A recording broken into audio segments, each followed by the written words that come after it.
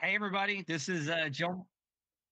This is Joe Martucci here with Tidal Flooding Talk, presented by the New Jersey Coastal Coalition. I'm joined, as we are every Tuesday now, with Dan Skeldon and Palma Shiles. And we have a very busy night of weather, of course, and a little bit of coastal flooding to talk about as well. We have the snow going, and looks like Palma just left the meeting. I think she'll come right back in. But Dan, I guess it'll be weather time since the two meteorologists are chatting here. And, for the second time this winter, our friends in Cape May County are getting more snow than the rest of the state. Yeah, I think Palma just doesn't like snow. She heard you mention the word snow, and she left. That might have been it. To come back in the spring. No, you're absolutely right. It's what I always used to call a South Jersey special. Where South Jersey gets more snow than North Jersey, and more snow than the Poconos. And yeah, it's snowing now. It's only going to get snowier as the night goes on. Thankfully, not a major nor'easter. We really haven't seen those this winter, so no major coastal flooding concerns. Quick hitting shot of snow on the way tonight. Yeah, and it looks like the worst of this is from like now until 1 a.m. or so. And it's kind of interesting, from a communication standpoint, because I'm trying to say, like, the Wednesday morning commute, like, in and of itself, going to be, maybe some flurries around, but we got to see what the residual effects are from what happens, during the overnight hours, and how much the roads can be, cleared and all that stuff. And again, we have one round of coastal flooding on Thursday morning with our high tide. This looks to be just minor flood stage for us all. So it's a nuisance kind of flooding that, unfortunately, we have to deal with, and we deal with it several dozen times a year. And, a lot of our communities in the Coastal Coalition, a lot of the work that they do prepare against, this kind of nuisance kind of flooding where it's, it's not Superstorm Sandy or anything, but it's enough to create some problems within your day. Yep. See, as soon as you shift the focus of the conversation from snow to tidal flooding, look who pops back up here. That's right. Well, I'm glad you can see me. Yes. Still, I don't see you guys yet, but I think it's there. We go. Hi, everyone. Sorry about that. You just didn't want to hear the snow talk, Palma. No, I actually would love to know about snow. Did you give an intro on my behalf? Did we go over? We did. We figured we'd get all of our weather talk out of the way, while you were out of the meeting here. But yeah, you're in Atlantic City, Palma. You usually have it. You should have at least an inch of snow on the ground already. Outside. I believe it. It was coming down on my way home from work. So yeah. So Atlantic City looks like 4 to 7 inches of snow. And, the one thing I've heard from one person, Jim Eberwine, I think our most attended Tidal Flooding Talk guest, is that the snow is kind of a heavier, wet snow. So even though our totals, might be 5 inches instead of 7 inches, but when you shovel that, it's going to feel more like 7 inches. That's a good thing, though, with being in the drought. The more moisture that can be in the snow, not great for your back as you try to remove the snow, right. But it is more moisture into the ground, which we definitely do need. And I think I'm a huge snow lover, but I think even if you're not, snow is just so much more pleasant when you don't have tidal flooding to worry about. When you have snow-covered streets and flood-covered streets, it's kind of like a double hazard there. So, snow can be challenging enough to drive in, but it's so much better when you don't have the other things that can come with a coastal storm. In the snow. I remember this was good, Palma. Well, since we are potentially getting 7 inches snow, up to 2, would we still be at risk for flooding due to snow melt once it warms up, or how does that work in terms of flooding? So this one's kind of interesting because we are going to have rain tomorrow night, and temperatures warm up into the 40s, maybe even touch 50. So, you will have, that liquid from the snow plus the liquid from the rain falling at the same time. I think we'll see a little bit of roadway, or what we would call, or non-coastal flooding, but I don't see this being significant because it's not a lot of rain tomorrow night. And while, 4 to 7 inches of snow in Atlantic City and, Atlantic and Cape May counties, that's maybe a half inch or 0.6 inches of liquid. it's just not a lot. And remember, we need the precipitation. Our ground is so dry, and from Ocean County down south into Cape May County, we're in an extreme drought. That's a level 3 of 4 when it comes to drought, and we've been that way since the middle of November. So I think, long story short, is we'll take it. But yes, I mean, there's definitely those situations. You know, you can have snow and then a big rain afterwards. Sometimes that happens in March. Where you're going to get an inch and a half of rain and you have 2-3 inches of snow on the ground. That causes concerns also. But I think all in all, it's fairly minor. Any flooding that would happen. Do you think we make it through March? March is a pretty notorious coastal storm month. May not be a winter storm per se, but March, the March lion, they say all the time. We've made it through this winter. There's been a lot of potential, but there really haven't been any major blockbuster storms. Just the two South Jersey specials we alluded to, the one last month and then the one we're seeing right now. Do you think we make it all the way through the winter and through the month of March without like a big dog coastal storm this year? It's very possible. I mean, a lot of the tracks that we're seeing, we call them, and Dan Miller being nor'easters, where these low pressure systems kind of, go into the Appalachian Mountains from the west, fizzle out, and transfer its energy offshore. But when it does so, it's kind of close to New Jersey and doesn't have a lot of strength by that point in time. So, I tend to think, in just the way the winter's gone, and it's kind of like borderline La Nina conditions, that we end up okay on that front. But that being said, I mean, in terms from a weather standpoint, it does look like the last half of February has a lot of cold with it, below average temperatures. And you can never rule out a storm. If you get a storm track that's going more south to north, and that looks at least possible for late February. But how about this, to make a long answer short? If we don't get it by the end of February, I don't know if we get it. I don't think we get it in. Okay. I guess you guys, as meteorologists, have a challenge where you don't want to, cause any unnecessary panic and hype things up. But at the same time, we don't want people to be too comfortable with the way things have been and not prepare for a worst case scenario.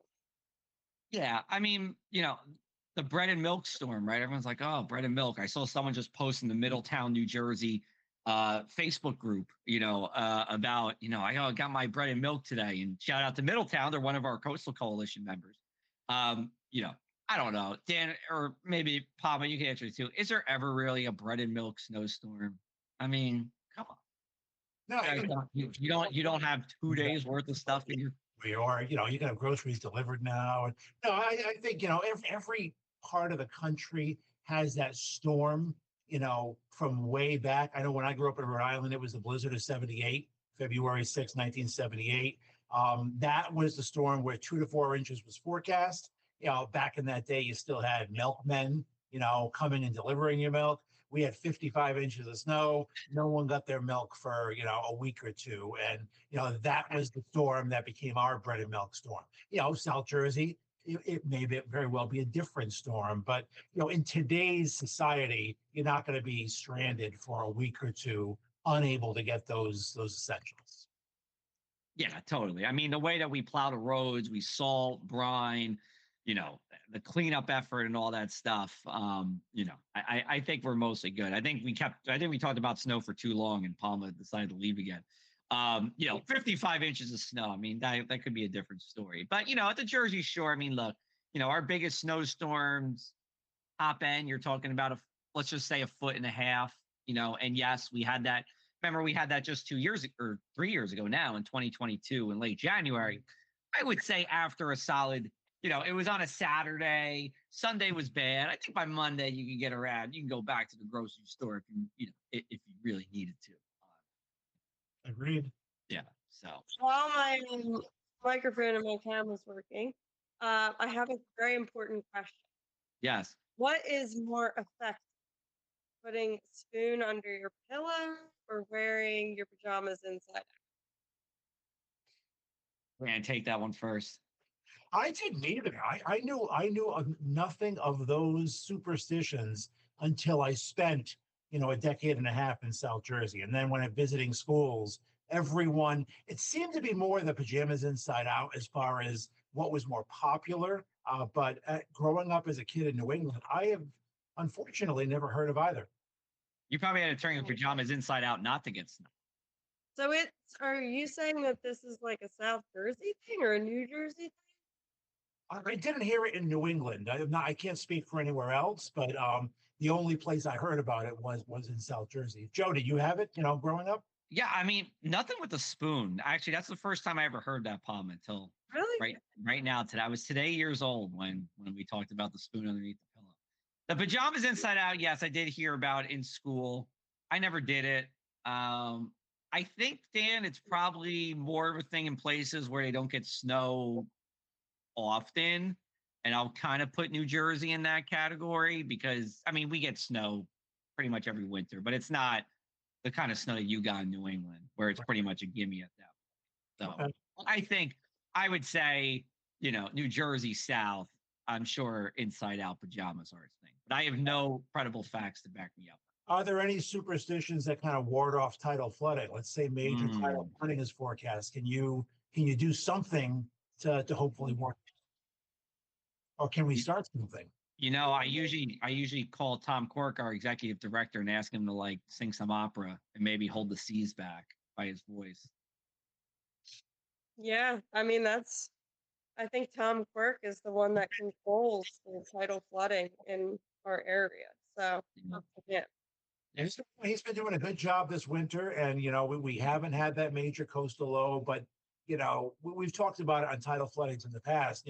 The threat is year round. You mentioned the nuisance flooding that could be at any point. As far as major storms go, nor'easter season, while unofficial, is like October to May. Hurricane season, June to November, and really that spans the whole calendar year. And then of course you get freshwater flooding as well, and that can happen with any of these storms or thunderstorms, or so it is really a year-round threat. Yeah, we can make it through March without a big winter coastal storm, but then the next time period, the next threat rises, and that's why hopefully Tidal Flooding Talk from here on out will be a year-round show every Tuesday at 7 p.m. as well, because that threat is always there. Right. And or go ahead, Palm. The New Jersey Coastal Coalition would like to remind everyone that floodwaters are dangerous. They can cause fires, contamination, and structural damage. When severe flooding is forecasted and an evacuation is advised, just go, don't wait. Have a plan, prepare for the worst, and stay safe. Absolutely. All right. Anything, Palm? I don't know. Anything going on in Margate with the anything in the flooding world going on with the building department over there? No, I mean, it's been pretty quiet, knock on wood. And just like all of our neighboring coastal communities, we are continuing to work on our CRS, our community rating system, and our points for that. So that is another reason why we participate in the coalition's NJPPI, which, Joe, would you like to say what that stands for? Do you remember? Yes, the Multi-Jurisdictional Program for Public Information. Right. Work is smiling somewhere right now, Yes. Tom, you're gonna give me a raise for that one. I got that one right off the top of my head. Yeah, I mean the MJPPI is huge. We got two of them, right? We got one in Atlantic and Cape May. We got one in Northern Ocean in Monmouth County. And I have to say, everyone in the PPI that I've spoken with is happy, for the most part, is happy with what we're doing in the MJPPI, and they know the value of it, that it brings. Kind of like an extra, kind of like turbocharging your involvement in the Coastal Coalition. And what I've been doing since the beginning of January is meeting with all of our coalition towns. We're doing these what we call community checklist meetings and getting around to see, I guess you could say whether they're building officials or emergency management, people who are responsible for making sure your towns are as resilient as possible. the tidal flooding. And tomorrow I'll have the privilege of going up to Clark, New Jersey, in Union County. Now, they're not a tidal flooding community, but they are a community that does get flooding. I know Clark well. A lot of my family lives in Clark, so I'm looking forward to that. I might see my grandma while I'm in Clark too tomorrow. Oh, well, you have to, Joe. You Yeah. can't not visit Well, your grandmother if you're in the neighborhood. that's true, but here's the thing. So she actually has a senior meeting in Clark at noon. My meeting's at 11. So I got to see if we can link up. We got to see what the time. I mean, the plan is to go see her, right? But we got to see if the timelines align. We got to see what the deal is. I might just go over to the senior meeting and say hi. We might do that. I think that's where you will be headed. Maybe you could talk to them about, the Coastal Coalition and tidal flooding. That's right. We could very much so, very much so. But anyway, I've been meeting towns, up and down the Jersey Shore and even beyond. And, we've also had a lot of interest in our web app 4.0. So if you're watching this and you're in Longport or you're in Commercial Township in Cumberland County, you guys already have the web app 4.0 and you can sign up for that. You can go to your town's website.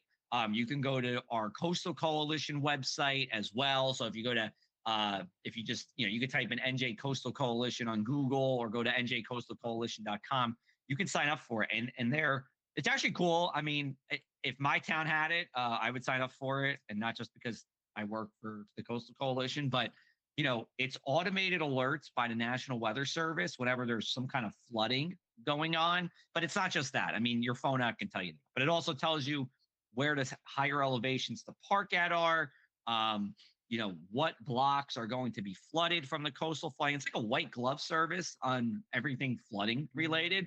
And, Dan, the best part is it's for the low price of zero. Yeah, you can't beat that. And it beats zero. Great for locals and, vacationers alike too. I mean, locals maybe know a little bit more. Okay, these streets flood, these don't. I know when I moved to Ocean City back in like 2001, my mindset was, oh, okay, it's going to flood. I'm going to move my car farther from the ocean. When in Ocean City, in a lot of shore towns, it's the bay, which is the lower side of the island, and the flood water comes in from the bay. So, I was that naive, even as a meteorologist. I remember the first tidal flooding thing is like, all right, I'm going to go park my car, on the bay side, and it flooded. I didn't lose the car, but so I think for the tidal flooding novice, the Jersey Shore local, the Jersey Shore vacationer, it's great. And ideally, in a perfect world, and hopefully sometime soon, every single shore town will have, the access to that information. Where should I park? What streets are going to flood? Now, the work that goes into that is intense, so it takes a while, to do each town. But that is the goal, and I'm sure that goal will eventually be achieved. Yeah. Yeah, we're getting there every day. And the 4.0 people like better than the 3.0 because the 3.0, someone had to manually trigger it. So if it was 3 a.m. on a Sunday, someone had to manually trigger it. So this is nicer that way for the people who are both in the town, working for the town, I should say, and for the residents of the town too, because you will get that alert out. We have Palma joining back in here. Apologize for the some of the issues here. We're using a new streaming platform today. We're trying to get better each and every week. We're gonna aim to get a guest on in either next week or the week after. And we're going to be talking with guests, who are experts at their topic. A lot of it's going to be coastal flooding related. Some of it will be weather related too. They go hand in hand, but we're looking forward to having our guests on also. We do have to have, I'm going to request, I mean, we've never had a bad guest on Tidal Flooding Talk since it was first born. That's true. Since Tidal Flooding 1.0. Right.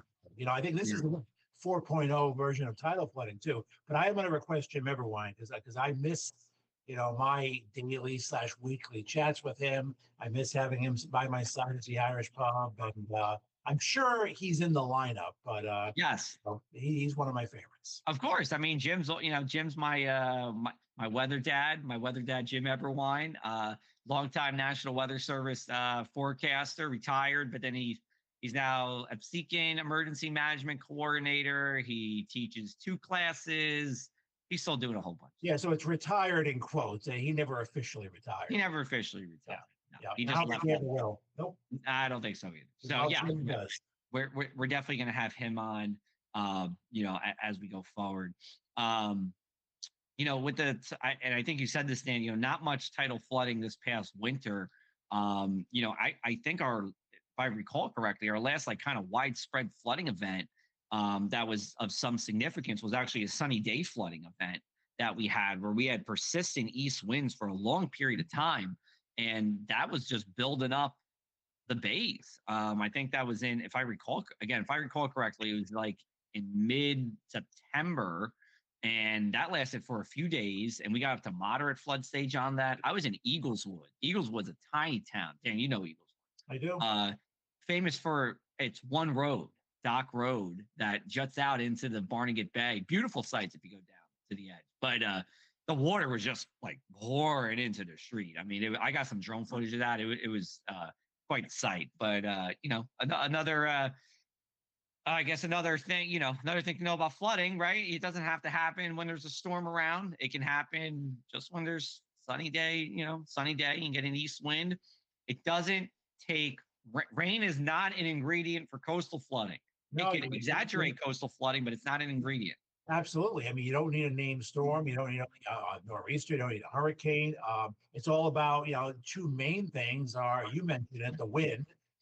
How fast is it blowing? What direction is it blowing from? And how long is it going to persist? And then, of course, the astronomical tides. I mean, you can flood at, low tide or maybe not quite an astronomically high new or full moon, but obviously when the tides are astronomically higher, that increases the chances too. So the tide cycles and the wind, duration, intensity, and speed, the two ingredients. And you mentioned it was sunny during one of the last more significant flooding events we've had. So yeah.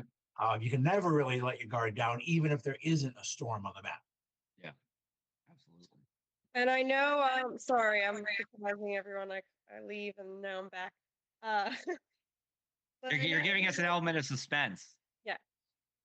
Most people, I'm sure, are just very interested in what's going on with the snow. But a lot like, when it floods and we tell people check in on your elderly loved ones, I mean, they do have a lot of the same things that you have to look out for, whether it's going to be a major coastal flooding event or a winter storm.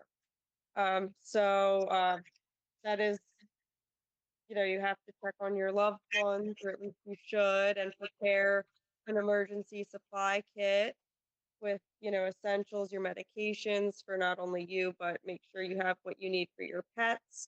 Could we expect any power outages this storm? With this one specifically? Yes. I wouldn't rule it out in Cape May County where they would see the most snow. It is a heavier snow, but there's not a lot of wind with this, which is very good news for us there. That is good news. So, because I know I have almost a 2-year-old now, so having like the baby monitor if the power goes out, that is just that's not something I used to have to worry about, but now I do. You know what, Palma, we got a good segue here because we have a question from Eileen Rissler who says, Dan, how are the girls? They're wonderful. So Palmer has a 2-year-old now. I have a almost 6-year-old. She'll be turning 6 next month, and a just recently turned 3-year-old. And they are wonderful. They miss the beach. They love the snow, but I lure them up to PA saying, okay, we get more snow up here, and you guys are proving me wrong again tonight. So we may venture a trip down to South Jersey this weekend. But Eileen, they are wonderful. They keep me busy. They keep me on my toes. They keep me pretty exhausted, but they're parts of my life. Yeah, and so my 2-year-old, her name is Violet, and I also have a stepdaughter, Kalani, who I think is watching the show. But they are both snow lovers, so I think they will both have a lot of fun in the snow if you are right about the potential for up to 7 inches. Yeah, hey, we'll have to get another photo of Violet, Palma. We put one on my Facebook, on my social media last time. We'll have to get another snow day photo Yeah. Yeah. Snow lovers I always think it's a curve, right? Where kids and meteorologists are, atop the snow loving list. And the older you get, Right. your love of snow goes down. That's right. That's right. You know what's interesting, Dan? You've probably come across this. Like, I still can't like wrap my head around like some meteorologists who have never seen snow. Yeah. You ever come across? It's like crazy, but I mean, I'm not blaming them. It's just like it's just weird. But I guess I've never seen a tornado with my own two eyes, and some meteorologists would say that I'm crazy. I've never seen. Yeah. Well, snow is a little more widespread than tornadoes. So I think it's That is true. who have not seen snow. But imagine if you're like a meteorologist in Pensacola, Florida this year, and Yeah. you've seen snow, and then you get 8 inches, earlier this year. And Oh, I know. testament to this winter too. And when I do my talks around here, I'm like, I think that sums up this winter in a nutshell, where Florida has seen a bigger snowstorm than anywhere in PA and New Jersey, or at least most places in Pennsylvania and New Jersey so far this year. I think the best snowstorm of the winter goes to New Orleans. Yeah. Weeks ago, they had the most fun with that snow. That was like the coolest. Imagine if that would have coincided with the Super Bowl. That would have been something crazy as well. But That would have been very crazy. I know. I should ask Dan, where are you on the Super Bowl with? I mean, obviously your Patriots weren't in it, but do you think were you okay with the Eagles winning? I did not watch the Super Bowl. I think At all. At all. Did not see a commercial. Did not see the halftime show. Did not see the game. I actually built a huge fort with my daughter, and was playing with my daughter and watching a movie on the couch with her. And so I'm very happy for the Eagles. I like the Eagles team. Saquon Barkley is a native of the Lehigh Valley. I think he's the nicest, most genuine guy in the world. So I'm happy for him, but I did not watch the game. I know Eagles fans, though, are very, very excited, and rightfully so. From what I heard afterwards, it was a dominating performance and a great game. Yeah, and I'm just sending a message here, but yes, it was great game if you're an Eagles fan. I think from a neutral standpoint, probably was very underwhelming. But I was just hoping for the shutout. I was hoping the Eagles, it's 34-0 going into the fourth. I was like, let's just keep it going, because there was never a shutout in Super Bowl history. Yeah, it would have been nice to see. And yeah, Eagles fans enjoyed that. Chiefs fans obviously were miserable. And the people who aren't with those fan bases, they just want a close game. They want a good game. And obviously that was not. But also a lot of people don't like success, which was why there's a lot of Patriot haters out there, right. Brady haters. So I think a lot of people were happy the Eagles won, because they're kind of sick of the Chiefs. So last question, and then we'll wrap up the show here. So were you rooting for the Chiefs then, because you empathize with their plight as being hated as a Patriots fan? We got 30 seconds left. No, honestly, no. I like Andy Reid. I've always respected him. So I was actually rooting for him to win more than anything else. But I had no big rooting interest in the team. So I'm happy for Eagles fans. All right, cool. We'll wrap up this week's episode of Tidal Flooding Talk, brought to you by the New Jersey Coastal Coalition, produced by Tri-X 57 News. You can go to njcoastalcoalition.com for more about what we do, covering the Jersey Shore and being flood resilient. And we'll be back with you next Tuesday, right here on any kind of streaming device. We have you on Facebook, YouTube, and Tri-X57.com. Take care, everybody. Looking forward to it.